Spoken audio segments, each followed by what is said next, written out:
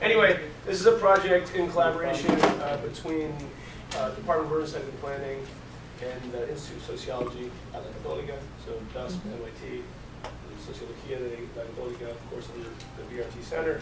Manuel Pedoni is the professor who unfortunately can't join us, but from Sociology at Católica.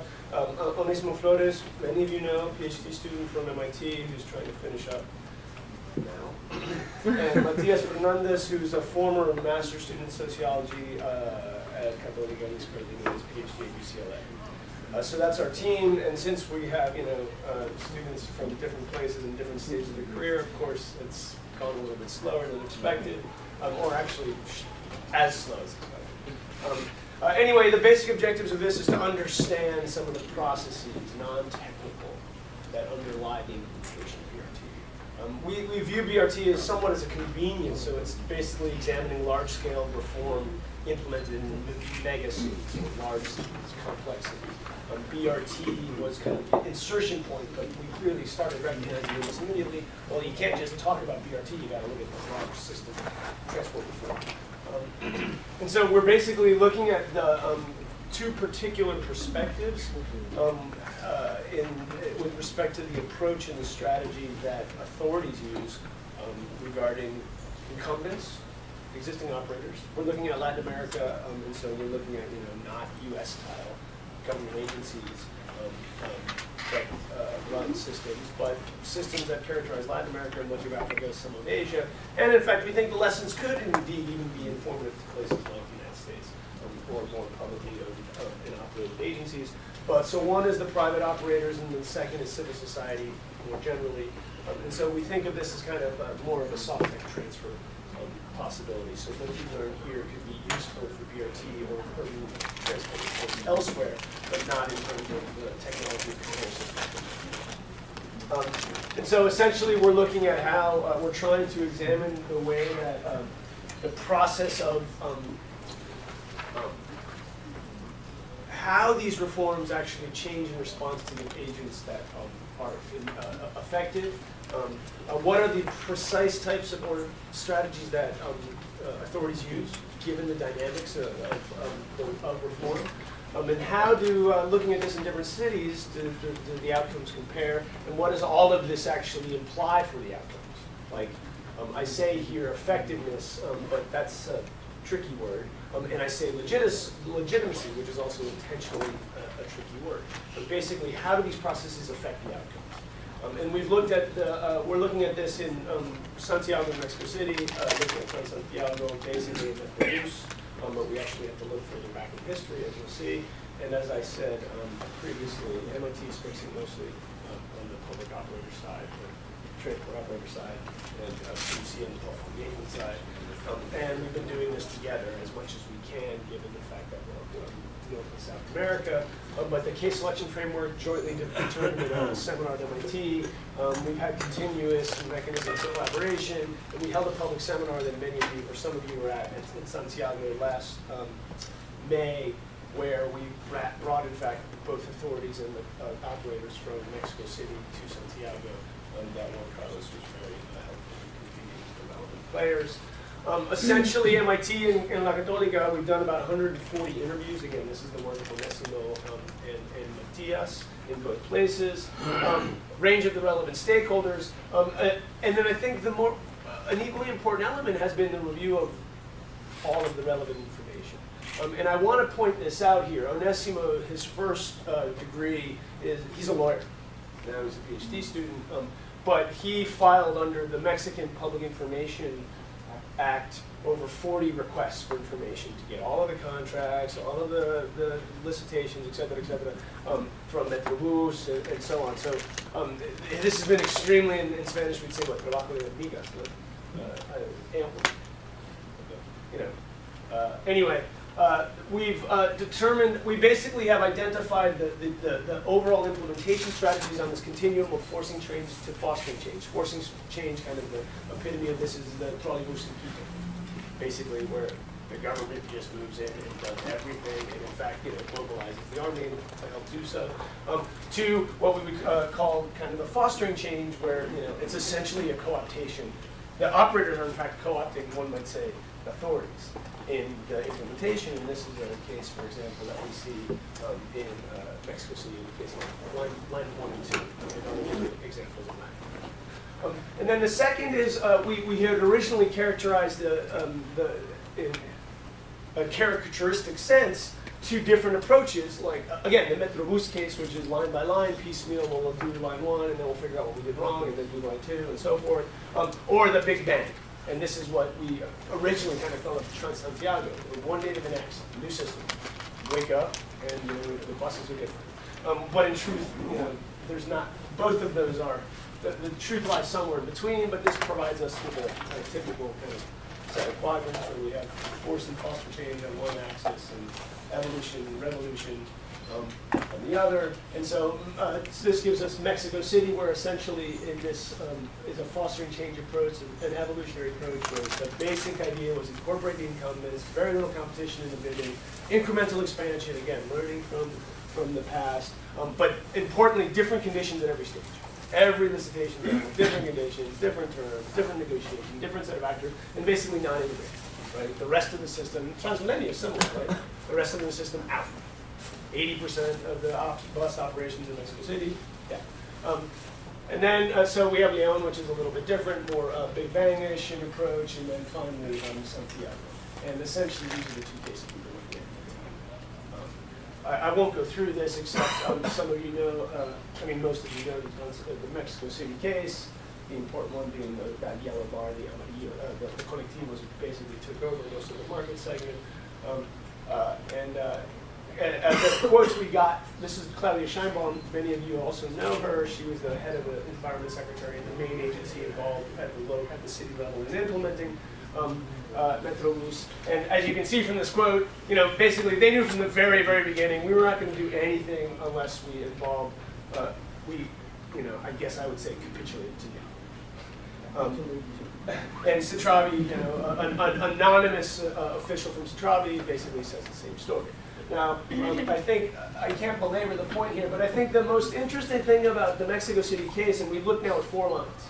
So line 1, which was the lowest hanging fruit, and the most recent line 4. The thing to take away here is that this incremental approach has posed a problem.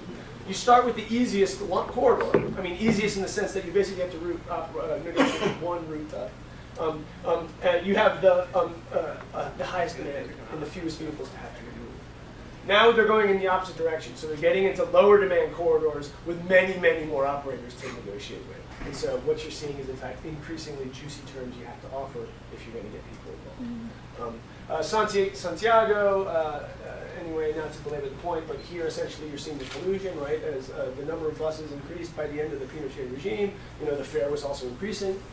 So there's something going on here. The free market is not really working.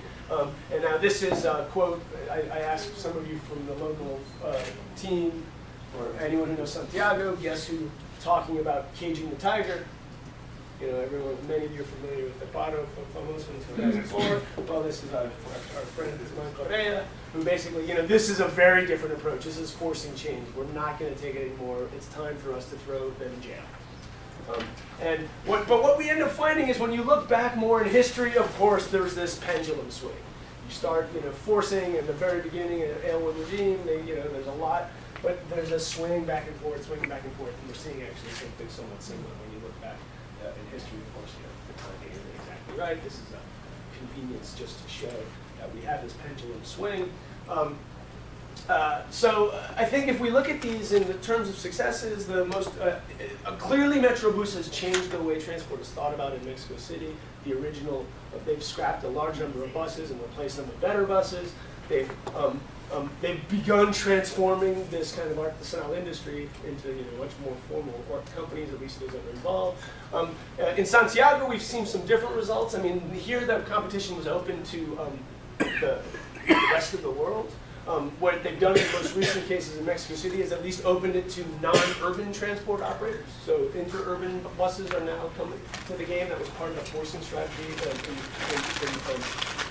in the case of Mexico City in that pendulum swing. Santiago, of course, broke the concept. The challenges we see here are twofold. One is that integration in Mexico City remains very elusive. The system is non-integrated. And the sustainability of the reform, both in terms of as these negotiations become more and more complicated as they move forward, but what we're also seeing is these kind of hidden subsidies that are actually going to the operators. So Metrobus is being subsidized actually quite heavily by the Mexican city government. And of course, the same result you get in Santiago, although it's being subsidized in that case by the national government. But so the process wasn't as open, and I mean there was space for incumbents to play a role in the case of Santiago, and I'm way over time here, so I'll just -1. So anyway, I guess a couple of conclusions. I think that a key point here is this is still a work in progress, what we're facing the challenge now is how to actually integrate the two perspectives, the operator's perspective and the civil engagement perspective. And so we're starting to think about kind of a meta-level synthesis. So our expected final products, a comparison of the Santiago and Mexico cases, that's essentially Onésimo's dissertation, on the operator side, and the same one on the public engagement side. But then we have a task of, okay, what does this mean when you combine the two optics in these two cases? And so, what we've been thinking about with Manuel and Onésimo Matias is, well, obviously politics matters. It doesn't mean anything. But in fact, it's a lot. There's a rich story behind this. There is this ongoing force-bossing pendulum that I referred to, although I think I spelled it wrong there. The one thing that's very interesting and that we're going to get more into is kind of in the work of Matias and Manuel is in fact kind of the role of the technocratic versus the clientelistic perspectives and what that does or does not do in changing the outcomes. And I apologize for running through this so quickly, but want to make sure that I don't abuse my time. No, go ahead. In this case, in this particular talk, we, instead of going directly to the questions, we asked people from Embark Mexico to give their own perspective or their own comment on this talk. And Abel will give us a 10-minute, 5 to 8-minute talk, and then we go into discussion. So please.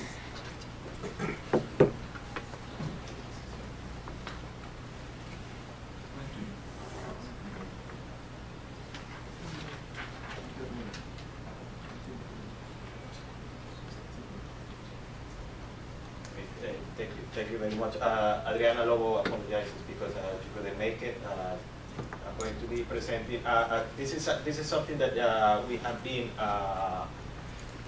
doing a little bit of research in Embark Mexico. It's a problem that we just found out when we were trying to help private bus companies to improve their system, and also we have a lot of interaction with private bus operators that are now part of the companies, particularly the companies that are running in Metrobus, the stakeholders that are raising some issues about accountability, and we believe that this is an important topic. In Mexico City, we have to, not only in Mexico, it's in all Mexico, because there are several issues in terms of engaging private bus operators and the type of contracts that authorities are having with private bus operators. Basically, what we have in all Mexico cities where they are intending to implement DRT system, they engage private bus operators with very soft contractual conditions. They are not using competitive tendering. What we have is that the traditional bus operators create companies, and then the traditional bus operators are part of the company's shareholders. The government also created a public agency, which is like, for example, this Metrobus, one who will regulate the system and the operation. And the problem that we have, we found out, is that the companies are having several accountability issues. We don't know what is happening within the companies, and this creates, basically is created two problems, or three problems. First of all, because of the lack of efficiency in the system in terms of this, we are pushing government to increase fares. But the second problem, this is a problem with trust that we are facing. When we are talking with traditional bus operators running or operating in other areas, what we are seeing that these operators are aware of bus companies functioning. And the problem with this is that it's creating traditional issues between traditional bus operators and the government. because now they don't believe that companies is the solution for them. It's probably the solution for the city, but not for them because it's their business. And this is a problem. This is weakening the credibility of those companies, of course. And the problem with this, if we don't pay attention on this in this particular part, we can have a potential for bankruptcy. So I think it is important for us to do some research in terms of improving the legal strategies to engage traditional private bus operators with particular emphasis on accountability responsibilities. Create mechanisms at the institutional level to assess the financial and managerial situation of bus companies. When we're talking with the authorities, they say this is not part of my job. This is a private, it's an issue with the private sector, but I think it's related with the job that the authorities have to do. And the second part in which Embark is working a lot is improving the training programs in areas of management and finance with the traditional private bus operators before they create companies. Basically, we have a project which is Iniciativa Mexico, in which we are helping or giving some training programs to the private bus operators. And we have made important progress in initiating these training programs. And we are currently working with bus companies in improving areas of operation and management. And finally, we are currently doing research on this issue of the accountability.